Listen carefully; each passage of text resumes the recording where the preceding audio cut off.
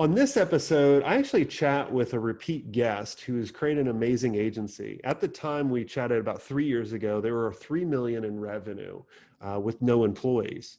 And now they're close to the 7 million a couple years later, still with no employees. And it's just a really interesting model. Now, they're not using freelancers and all that. They're basically bringing in membership. And it's a very interesting conversation. And I was like, wow, this is really pretty cool. And we've been actually working with a couple clients to actually implement this. I think you'll really like this episode. I hope you enjoy.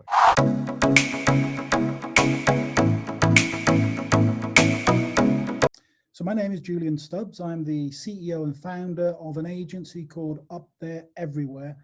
We're a global cloud-based agency. And I think the thing everybody talks about, or you certainly talked about, was we're a fair-sized agency, but we've got no employees. So let's kind of dive into that a little bit. You know, last time we chatted, you were around the 3 million mark with no employees. Now you're at the 7 million mark a couple years later. So a lot of people want to know, okay, how the heck do you do this? And, what are the margins have to be huge with no employees, but talk a little bit about the model. Sure. And actually we had when I signed up for this latest interview with you, we were actually just before the 6-month point. We went through $5 million at the 6-month point. So we're targeting probably 9 to 10 for the end of this year, which is fantastic. Which in the COVID year as well, you've got to say there's something going on. So I had a traditional agency with bricks and mortar and branding agency. We were 50 people, and we sold it to a larger global agency. And we realized, with agencies, the problem isn't what we do, it's the way we do it. And the business model is a problem, especially when you get things maybe like COVID come along or recessions. You can never downsize quick enough or upsize quick enough. You're kind of permanently trying to play catch up. So my business partner and we said, okay, if we were going to set up another agency, the way to do it is to make it as flexible as possible, as global as possible. And this was right around 2010, we were talking about this. And we came to the conclusion, with all these great cloud-based ways of working and tools, why don't we set up an agency in the cloud? That was the first sort of revelation. And then following on from that, we said, what would we change in the business platform? We both agreed that the thing that so makes business difficult for consultancies in general is a very high overhead with traditional offices, and then with obviously lots of employees. And we said, okay, well, what if we set up an agency, no employees, no offices, just people? And we thought that was such a cool concept. And really, that's what we've been working on for the last 9 years. And so a lot of people listening, and I've worked with a lot of clients over the years in a similar model, but a lot of people have a hard time in struggling about how can they actually do it. So now that you guys said, I don't want an office, which I think there's going to be more and more agencies now, especially with, the pandemic that we've gone through and people not going to the office. Like, I hate to be a landlord right now. I'd be like, oops, right? So I think people are there on that. But with not having full-time employees, talk a little bit about what you guys are doing there to Sure. What does your team structure look like? Managers, leaders, that kind of stuff. So the way we actually work and what we do for our clients is very, very traditional. In terms of we have account directors who manage the accounts and the interface with the client. We have teams of people who work on the business all the time. This isn't a crowdsourced business at all. So what we do is we still recruit people, but we recruit them as members. They go through interviews, probably 2, 3, or 4 interviews to qualify them, to see if we're happy, to see if they're happy, and to actually see if they're going to be able to work in this way. Then they sign a contract, and that's a very important thing because obviously we have to have an NDA in place. We have to have a business relationship in place with the individual. And then they go through induction because like freelancers, we don't want freelancers. We want people who work in a very consistent, uniform way globally. So they've got to know how we work, the tools we use, and actually how we work with the clients. And so we put an awful lot of effort and emphasis on that. So it is not as easy as having no employees and just working with freelancers I've done that, and that doesn't scale, and it's not long term. So it's very different from that. We put a lot of effort into the membership model. One instance last year, some members had never met. We got global team members. So we held a global membership meeting in Palma, Mallorca. 65 people came to the meeting. Some of them had never met, and it was just a fantastic thing. So we invest in things like that to really bring people together. Now, with the membership, do they pay to be a member? So the way we've structured it is we don't think they should pay. What they do is they do donate time to the organization and the community, because we believe the way this thing is going to work is if we all genuinely, we're part of a community. And so, I mean, I myself, I'm a member, I'm not even an employee. I write blogs for us, and other people will write blogs and do work. And we think that's a much more appropriate way to help the whole thing grow. So we don't charge a fee for membership. And can they work on with other, businesses, or are they just strictly with Up? So the belief, and we sorted this out philosophically when we were thinking about starting this. And I've kind of got a feeling employment is a very 19th century idea in a way that kind of struggled into the 20th and 21st century. You're trying to own people, and we don't know if that's the right way to do it. And we actually believe, this goes for me as much as anybody else, I should be free to earn my income from 2 or 3 sources. And if I want to earn income from public speaking or writing or within Up, all of those are fine. And so we don't restrict our members. We do say that if you become part of a project team, you have to work on it and deliver, and you can't sort of suddenly dive out. That wouldn't work. And over nearly 10 years, everybody's been very respectful of that. And you know what it's like in this business. You have to deliver. I mean, that's the name of the game. And if people don't deliver, they very quickly find that team leaders don't want to work with them. So it works very well. We give them the freedom to work on other things. And then we absolutely go out of our way to make this the best option for their work, that they choose it. It's a much better way than dictating, we think. Yeah, no, I agree. And so they have the freedom to do anything else that they want to make whatever income, but you still are expecting results and expectations where they have to deliver. If they don't, then they're Right. not a member anymore, I presume, right? Correct. And the thing we've done in the last 18 months to even sort of focus that even more is we've created a membership rewards program, just like a frequent flyer program, because we found that members didn't kind of know where they were we've now got 200 members where they sit in that kind of hierarchy. And so we reward members with points. They can cash in the points for money. They earn rewards and benefits within Up. And so we think that's a good idea as well, that actually, the ultimate level is black diamond, and we've got a few of those. Those people are working, 80, 90% within Up, and they're working, full on. And that's kind of what we want to encourage. What are some of the awards or rewards that they can kind of cash in? You mentioned cash. So how does that structure work? So for instance, if we had we had the event in Palma last year, and what we did there was we paid for the event in terms of the hotel, rooms, food, everything else, but our members all paid their own flights because they're all individual businesses. Now with our structure, what we could do is say, okay, if you're a silver member, we'll pay for the flight as well. And I think that's the way we see using that money to reward them, so they get sort of free services from Up.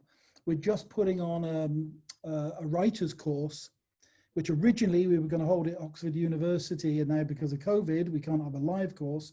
We're doing it as a 2-day online retreat.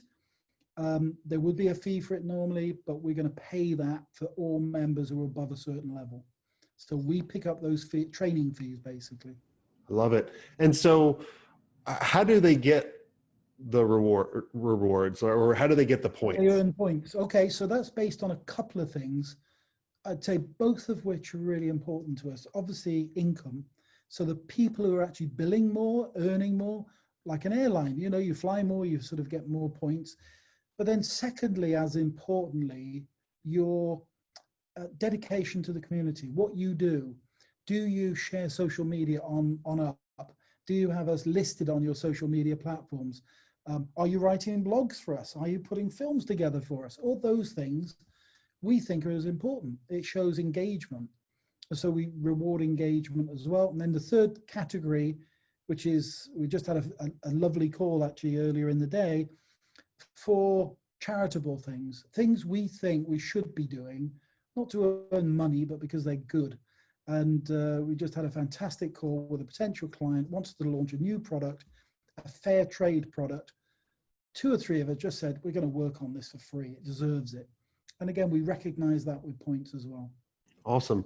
And how do you do the structure within the agency? Like, obviously you own, 50%. Yeah, I'm one of the owners. One of the owners.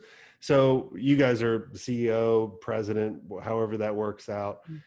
How do you deal with your leadership team, right? Like you said, you have 50 members, because, think about back at your agency that you sold or mine, like we had a structured hierarchy where, the leaders would coach and mentor the people below and set expectation, all that. How does that all work? So that's still important. I mean, today we're just over 200 members globally. We've got a leadership team of 15 people, and we have a 1-hour meeting on a Monday, and it's obviously North America and Europe, where the 15 people come from. And they're the leaders of either the individual business areas we're involved with, because we have some niches like life science and pharma or technology. So business areas for those, as well as business areas in the different geographies like the UK or Germany. So those people really lead the business. And that 1-hour call a week, we get a snapshot of what's happening in the business. And it's very much up to those people to help grow, improve, mentor the members, because this is the business. This is where you learn this business, working with other great people. So we don't want to lose that at all. I mean, one thing probably I think we've been aware of, that the members we've got are probably more mature. So they're not straight out graduates, so they probably know what they're doing. And in the early days, it was definitely, people who'd probably been in the industry a while. What we're now seeing, which is really interesting, is millennials coming in, and much younger people actually saying, I don't want a traditional job.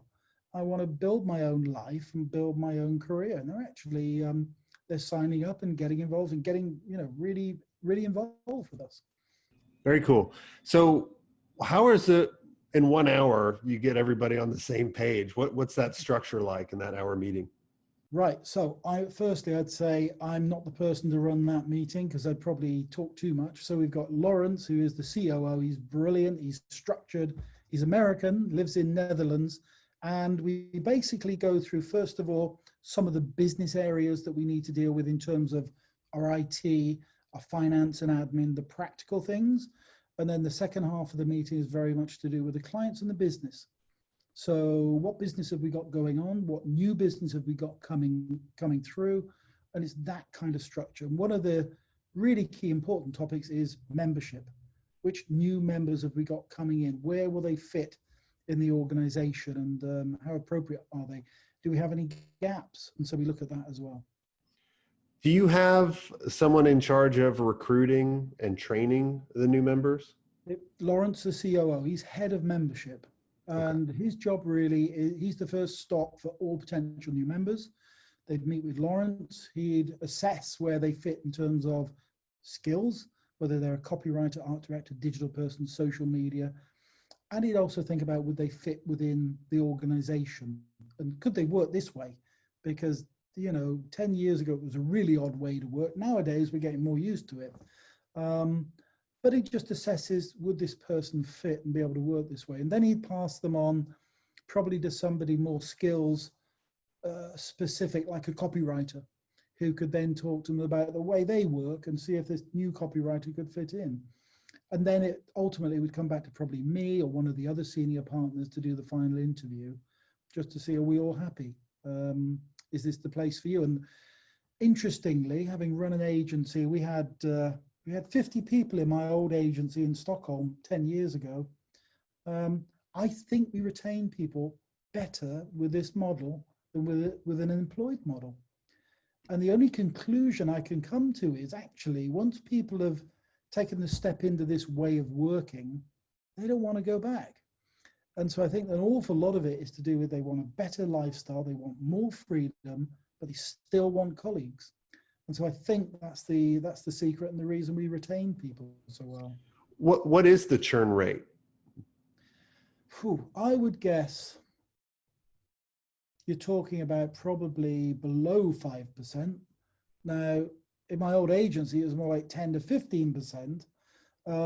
So I'd say it's a much better setup with this. And I think once people, as I say, take that step, it's difficult to go back to being employed. And I think they prefer this. The other thing maybe worth saying as a member benefit, you mentioned about members, but we didn't have offices to begin with, and we never wanted offices. I'd much sooner work at home and I'm more productive.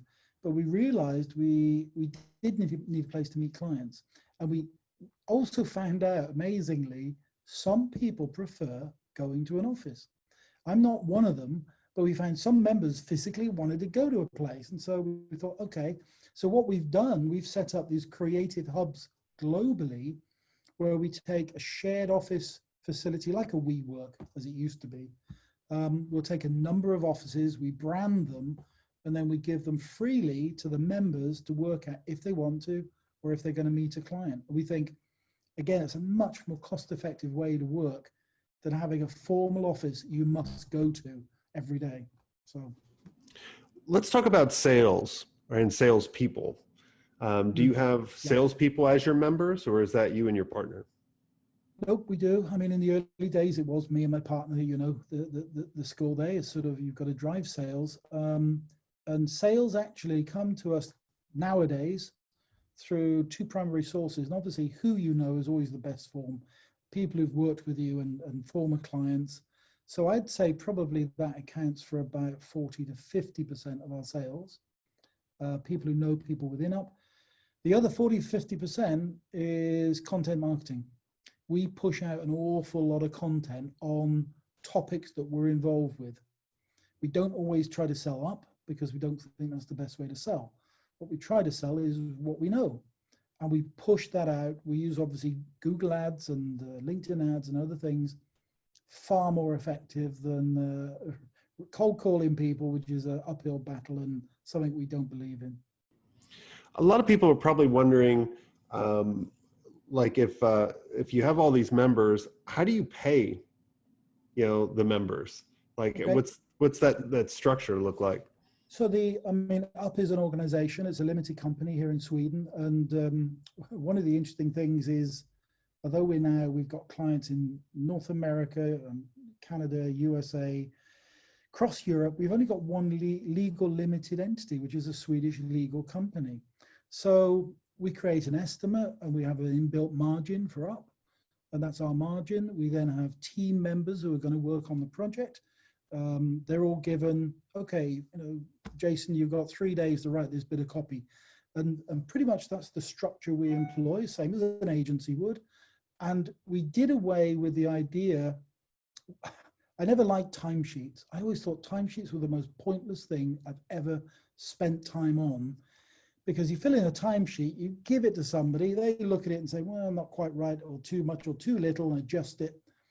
So we actually work with fixed prices with clients and fixed prices with people. We think it's a much better setup, more productive, and a much easier way to pay people. So as soon as we're paid, the member then gets paid for their work and it goes into the bank. That's great. So you have a set percentage for each kind of job role, correct, right? And then, you're like, I don't care how long it takes. Well, I mean, you do for delivery, but yeah. I don't care how much time you spend on it. This is what we're going to give you. And like always with an agent, that's always a difficult thing, getting the estimate right, because it's based on experience. How long do you think it's going to take to write that bit of copy for a brochure or a website? So that's based on experience. What we found is, which is a really interesting upside, and imagine if you were in an agency and the account director came along and said, Jason, we just won this great new client. You've got to write this annual report. You got 2 weeks to do it. in truth, many times you feel, oh my God, more work. When it's your money, you get really super productive. And that's what we found. The productivity goes through the roof. So what's interesting with the pandemic is, and what I think a lot of companies are discovering, people can be super productive working remotely, and when it's their time.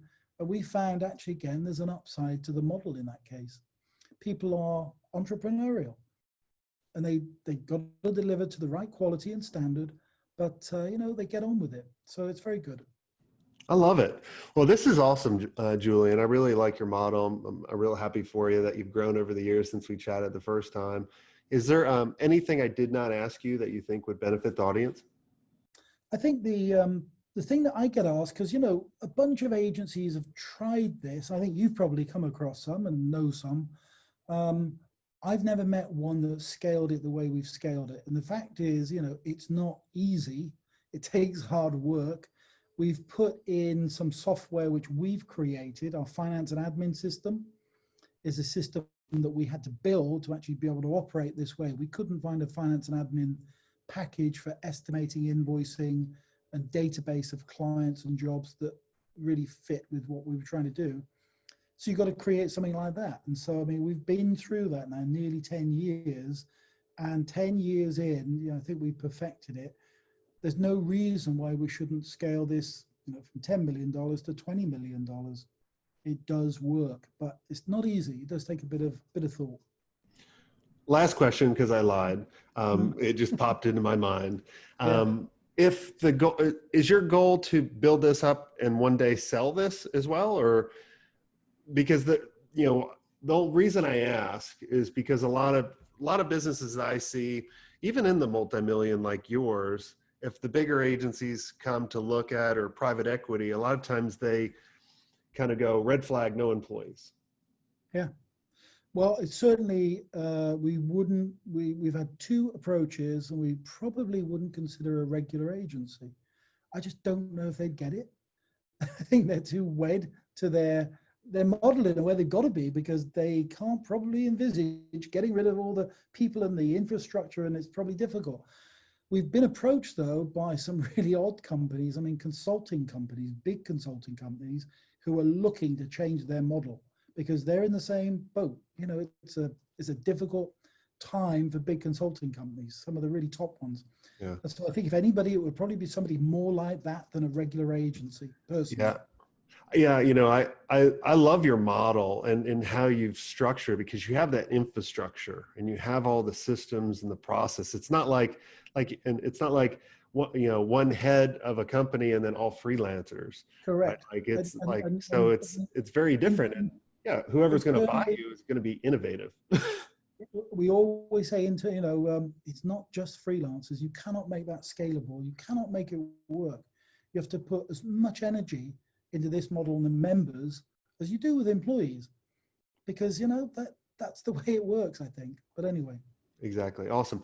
What's the website people can go and check out the agency? upthereeverywhere.com.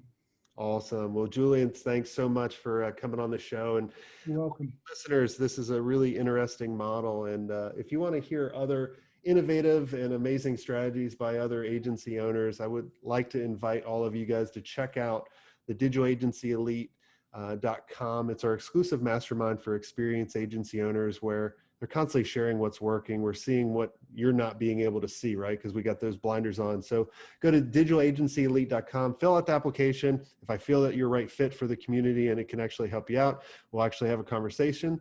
And until next time, have a swank day.